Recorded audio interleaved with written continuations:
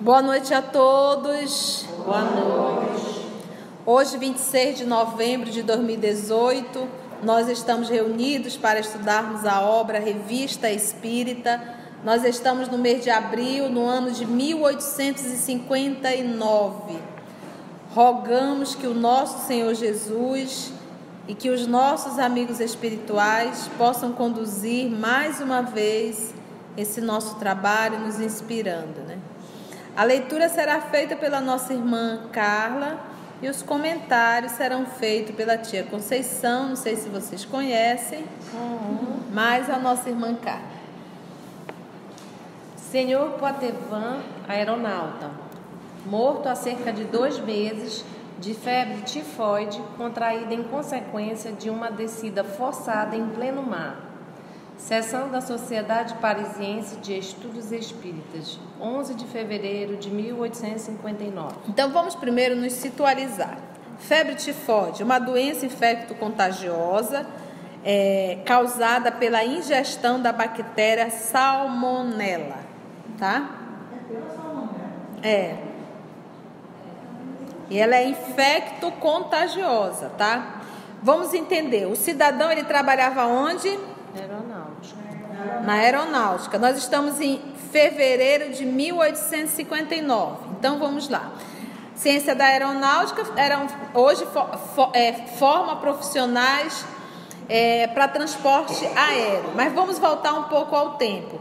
O primeiro voo decolar com 16 passageiros foi em 29 de fevereiro de 1914, tá? E a criação do 14 bis pelo nosso Santos Dumont foi em 23 de outubro de 1906. Então, a criação do primeiro, vamos chamar de avião, né, o 14 bis, foi em 1906. Nós estamos aqui em 1859.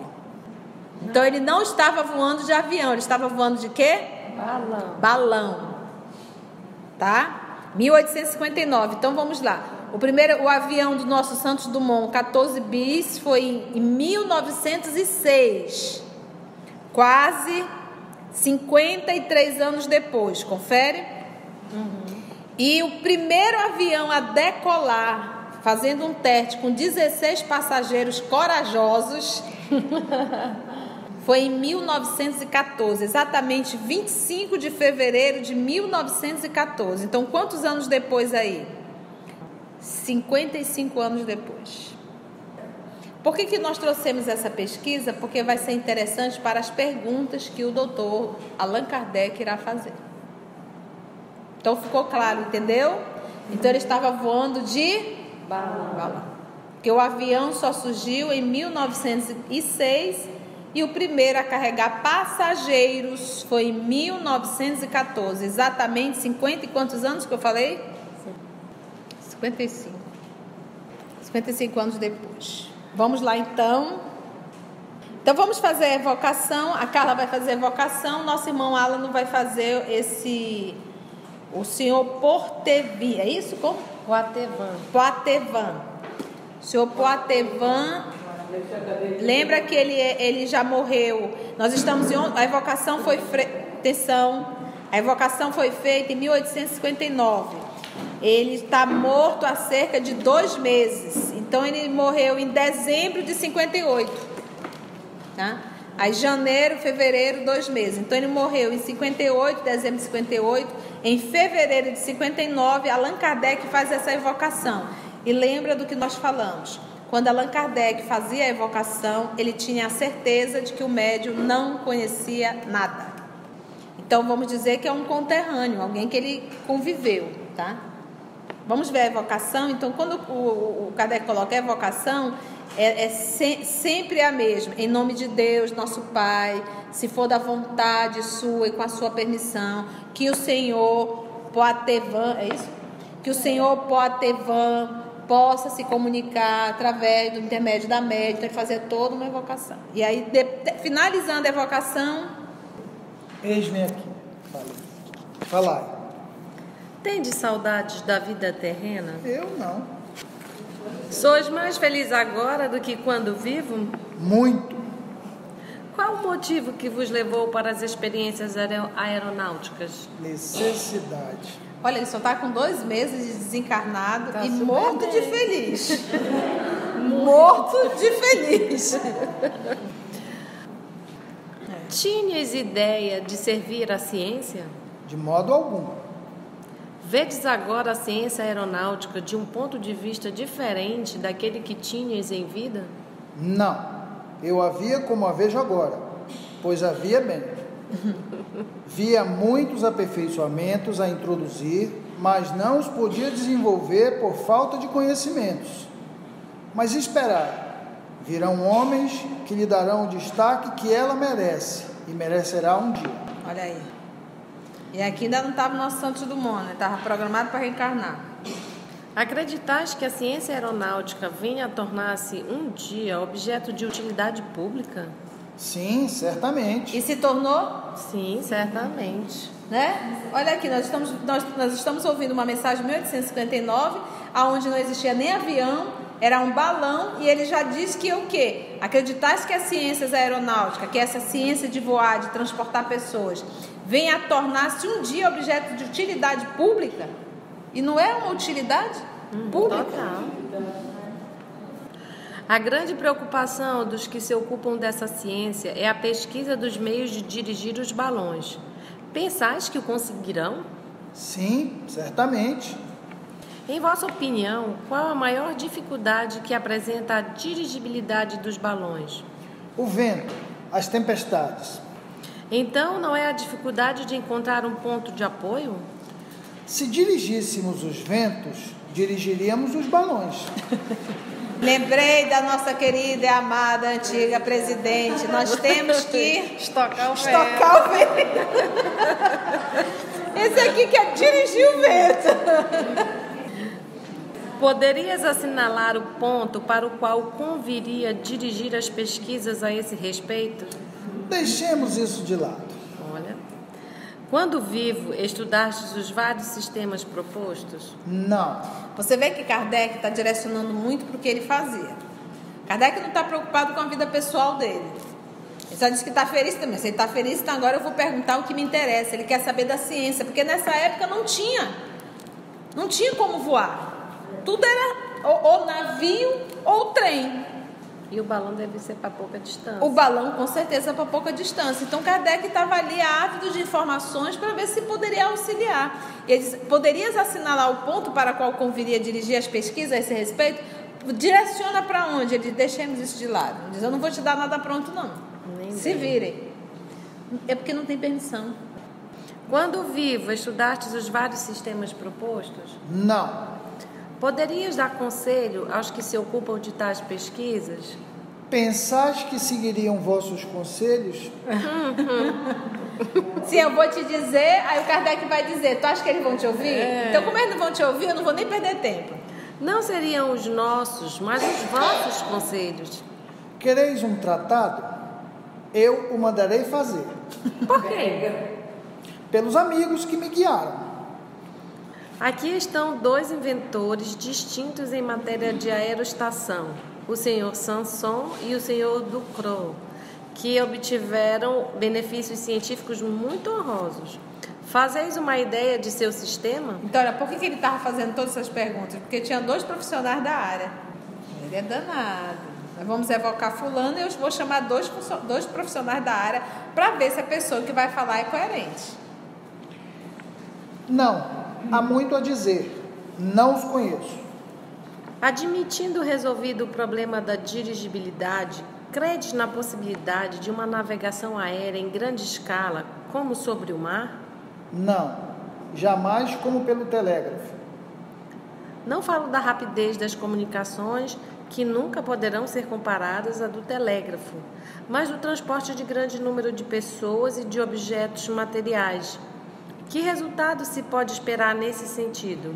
Pouca celeridade. Olha, ele não diz que não vai existir, ele só diz que vai demorar. Isso não vai ser rápido, não. Olha, o Kardec Pouca, é inteligente. Ele já pergunta, olha aí a pergunta de Kardec, já imaginando um transporte para muita gente, né? Em alta escala. Sim, com objetos, exatamente, com objetos. Não deixa de Ele ser. e ele não diz, não, nunca vai acontecer, nunca terá um transporte dessa forma. Ele diz pouca celeridade. Ele diz, vai vir, mas isso vai demorar um pouco. Lembra que o primeiro foi em 1917 e ainda só com 15 pessoas. Hoje, 16 passageiros. E hoje se carrega quantas pessoas? E detalhe, e ainda está capenga. Ainda está capenga. Isso é porque ainda é perigoso, né? Isso cada vez vai se aprimorando mais e mais. 19, vamos lá. Quando em perigo iminente, pensaste no que serias após a morte?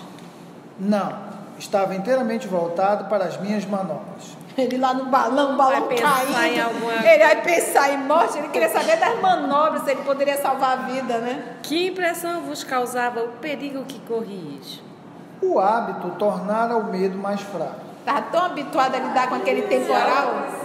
Não, ele estava tão habituado, ele não pensou que ia morrer. Ele só estava habituado a manobrar aquele balão. Quantas tempestades esse homem já não viveu? E ele não morreu da queda, ele morreu foi da tifoide. Entendeu? Foi a contaminação. Que sensação experimentáveis quando estavas perdido no espaço? Perturbação. Aqui já é desencarnação, tá? Mas felicidade. Meu espírito parecia escapar do vosso mundo. Entretanto, as necessidades de manobrar despertavam-me para a realidade e me faziam cair na fria e perigosa posição em que me achava. Então ele já continuava se vendo ali manobrando o balão, né? Vedes com prazer vossa esposa seguir a mesma carreira aventurosa?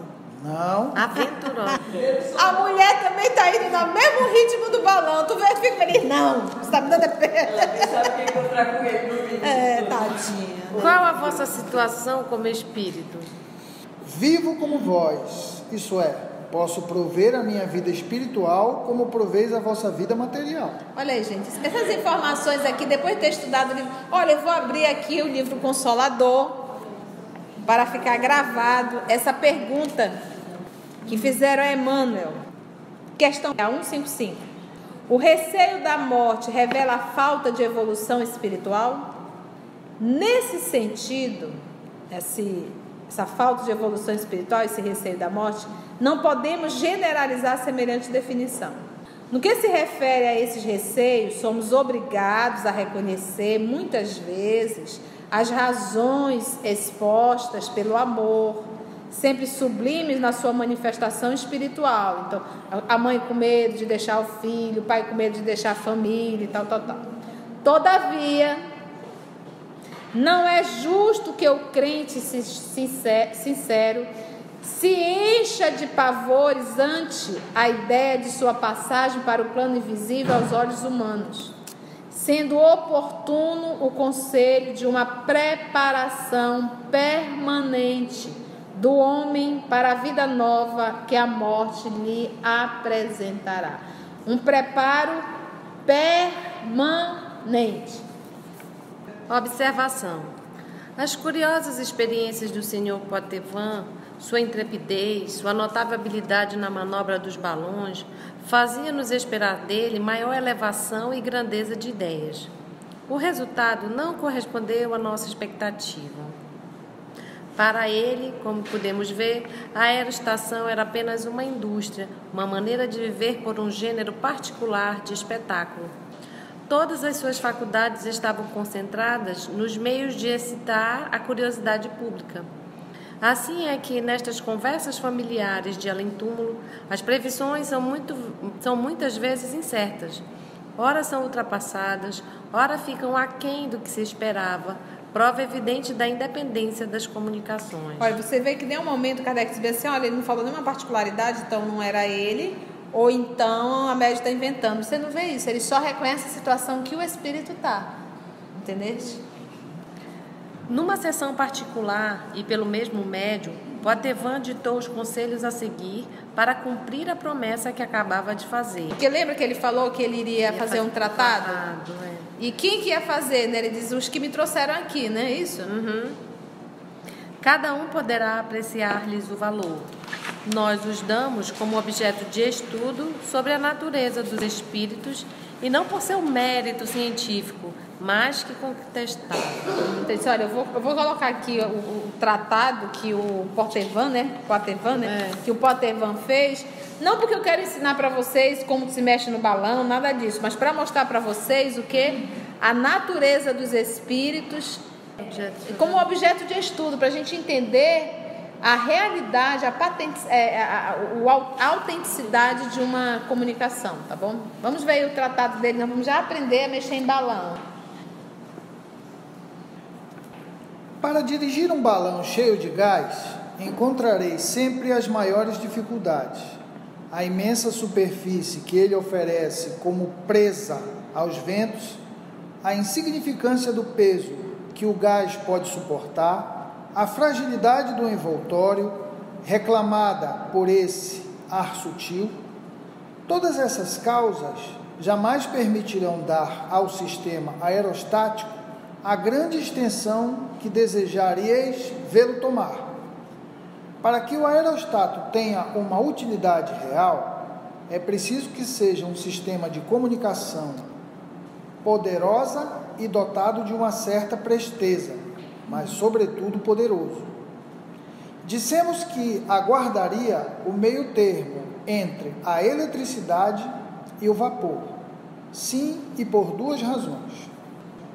Primeiro, deve transportar os passageiros mais rapidamente do que as ferrovias e as mensagens mais vagarosamente do que o telégrafo. Segundo, não se mantém como meio termo entre esses dois sistemas, porque participa ao mesmo tempo do ar e da terra, ambos servindo-lhe de caminho. Está entre o céu e o mundo. Não me perguntasse se por esse meio conseguirias visitar os outros planetas. Entretanto, semelhante pensamento inquietou muitas cabeças, e a sua solução encheria de espanto o vosso mundo inteiro. Não conseguirias.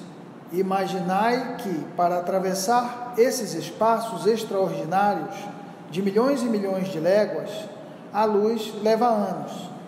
Vede, pois, quanto tempo seria necessário para os atingir, mesmo levados pelo vapor ou pelo vento. O balão nunca vai fazer esse movimento. Ele diz assim, não me perguntaste se por esse meio do balão conseguirias visitar os outros planetas. Entretanto, semelhante pensamento inquietou muitas cabeças. Ele disse, olha, tu não me perguntou, mas no meio tinha gente pensando. E ele responde, olha a comprovação do fenômeno mediúnico. Né? Não conseguiria.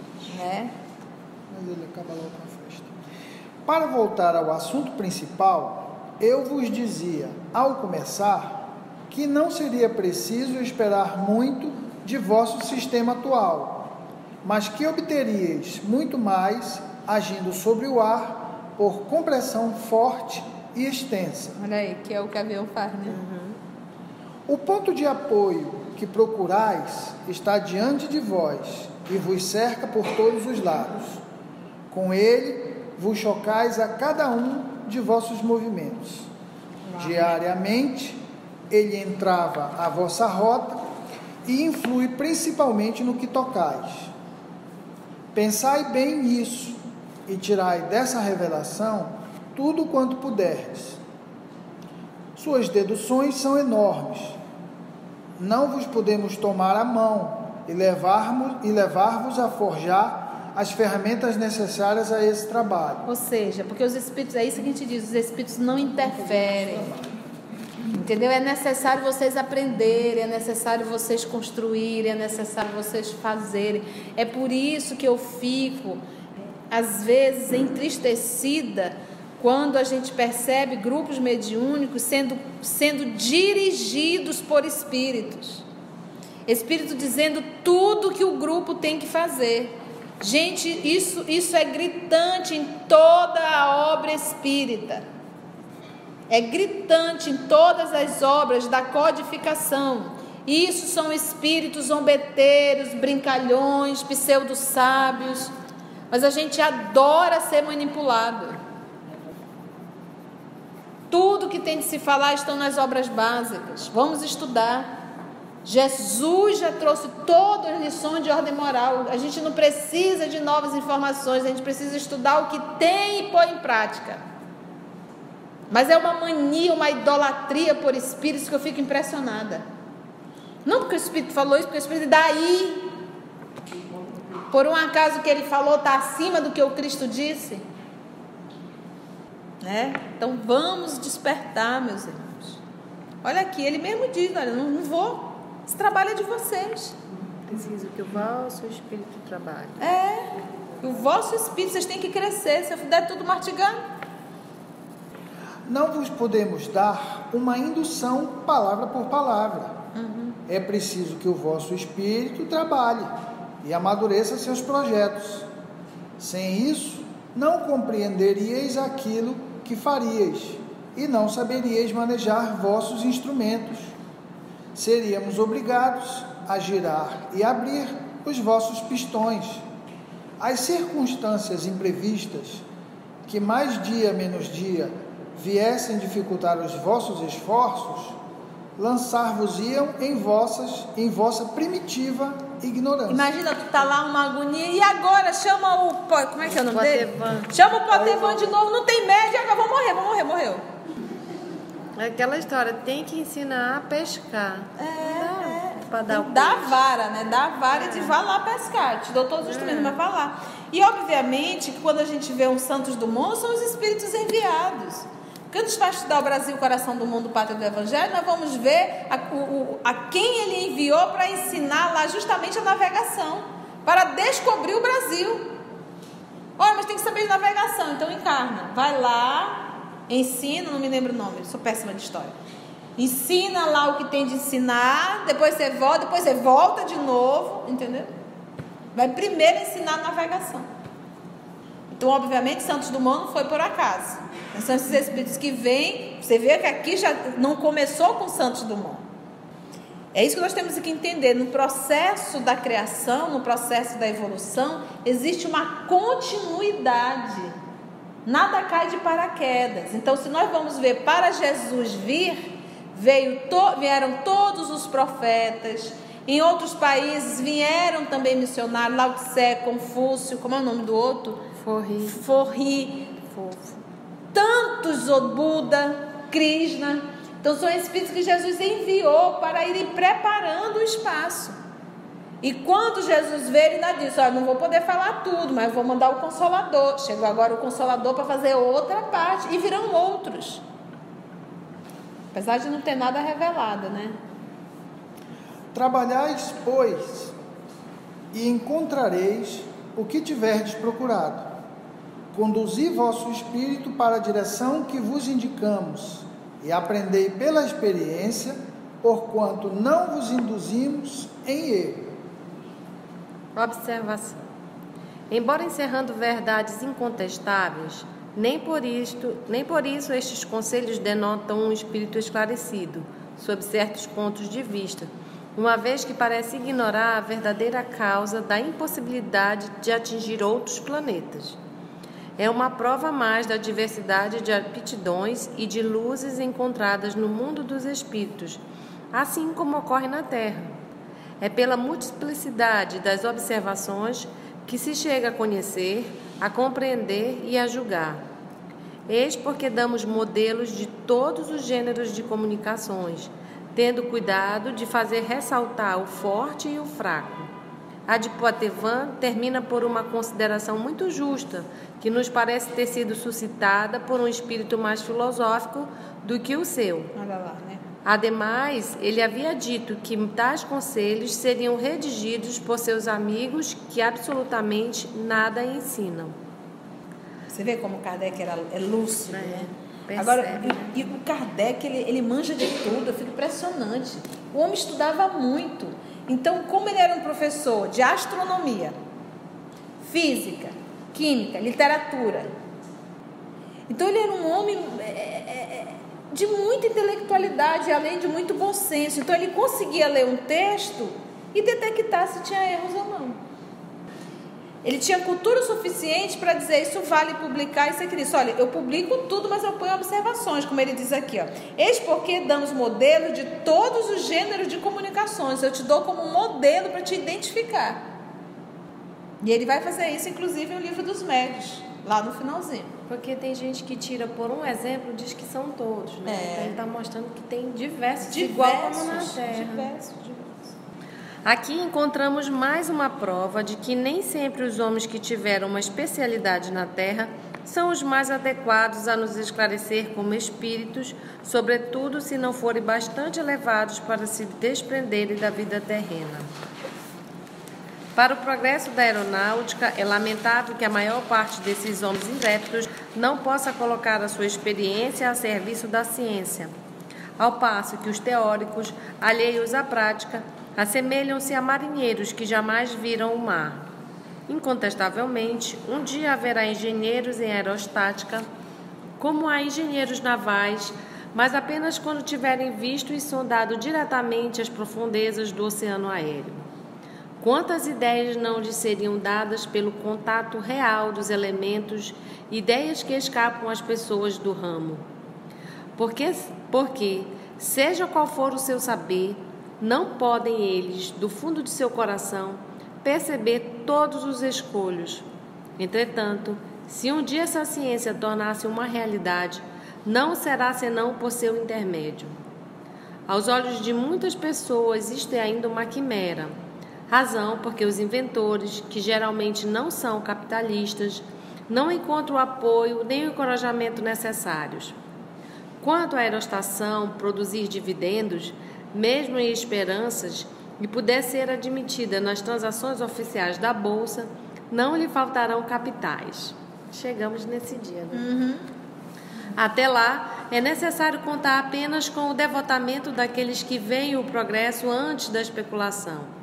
Enquanto houver parcimônia nos meios de execução, haverá derrotas, pela impossibilidade de fazer ensaios em larga escala ou em condições convenientes.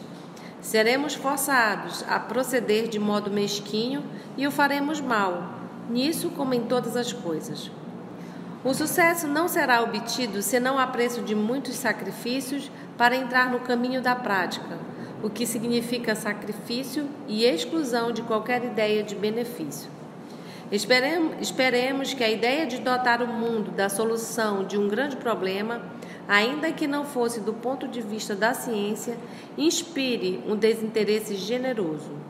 Mas a primeira coisa a fazer seria fornecer aos teóricos os meios de aquisição de experiência no ar, mesmo por intermédio dos meios imperfeitos que possuímos. Se Poitevin houvera sido um homem de saber e tiver inventado um sistema de locomoção aérea, sem dúvida, teria inspirado mais confiança do que aqueles que jamais deixaram a terra e provavelmente teria encontrado os recursos que aos outros são recusados. Está falando que precisa experiência para entrar na teoria. Muito bem. Porque na teoria não é a prática. Isso é Kardec, né? É. Tem aqui pensamentos poéticos. Bora lá? Pensamentos poéticos, ditados pelo espírito Alfred de Musset à senhora M. Se tu sofres na terra, ó aflito coração, tua vida se aferra em justa expiação. Se esse é, pois, teu cadinho, pensa na tua dor, pode ser-te o caminho a um destino melhor. Os desgostos da vida, quanto maiores são, mais dizem da assumida falta em teu coração. Será tal preço em dores por depurar ter ser? Teu ser. Aqui está ter. Tá ter. Por depurar teu ser. É teu ser mesmo. É, na coisa tá ter. É teu ser. Não. Teu ser. tão alto, se onde fores, no céu terás prazer? A vida é uma passagem, cujo curso te diz: se sábio na viagem, serás sempre feliz. Observação. O médium que serviu de intérprete não só é estranho às regras mais elementares da poesia, como jamais fez um único verso. Ele os escreve com extraordinária facilidade, sob o ditado dos espíritos, e embora seja médium há pouco tempo, já possui uma coleção numerosa e muito interessante. Entre outros, já vimos alguns encantadores e bastante oportunos que lhe foram ditados pelo espírito de uma pessoa viva que ele evocou e que reside a 200 léguas. Quando em vigília, essa pessoa não é mais poeta que o médium. Olha que interessante. Olha como Kardec fazia cada... E olha, ele é professor de literatura. Ele pega um poema desse e ele diz, olha, que nós que somos, eu particularmente, que sou uma pessoa totalmente analfabeta quando se fala de poesia, ele sabe que tem técnica para escrever poesia. Não é só rima, é técnica. E ele percebeu, ele disse, olha, o médium, ele os escreve com extraordinária facilidade, ou seja, ele nem pensa sob ditado dos espíritos, e embora seja médium há pouco tempo, já possui uma coleção numerosa e muito interessante. Entre outros, já vimos alguns encantadores e bastante oportunos que lhe foram ditados pelo espírito de uma pessoa viva, né? Interessante.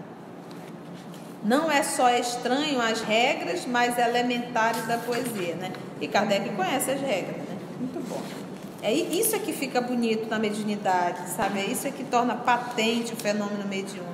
É essa comprovação realmente do fenômeno, que nós perdemos um pouco essa forma de enxergar a mediunidade, entendeu? Essa aptidão realmente, esse nosso movimento realmente de pesquisa, de observação. A gente hoje perdeu um pouco e a gente aceita tudo como verdade. A gente perdeu, acho, essa ideia de ver que é uma coisa corriqueira, assim como a gente está conversando e ninguém é melhor que ninguém. Uhum. A gente já endeusa, né? Ai, nossa, espírito. Olha, é do outro lado, não. Sabe tudo, né? Adivinha tudo, sabe de toda a minha vida do passado. Pelo amor. Mistificamos, exatamente. Continuamos? Não, vamos parar aí. Vamos estudar sobre os sonâmbulos assalariados. Olha que interessante, o povo que faz do sonambulismo uma forma de se viver. O que não é verdade? Mas o que ele fala? Porque o médium sonâmbulo que a gente vai estudar, na época eles cobravam. E é um fenômeno anímico, é um fenômeno da própria alma. Vamos estudar isso no livro dos médiuns amanhã. Agradecemos ao nosso Senhor Jesus por mais essa atividade. Até o nosso próximo estudo da obra Revista Espírita.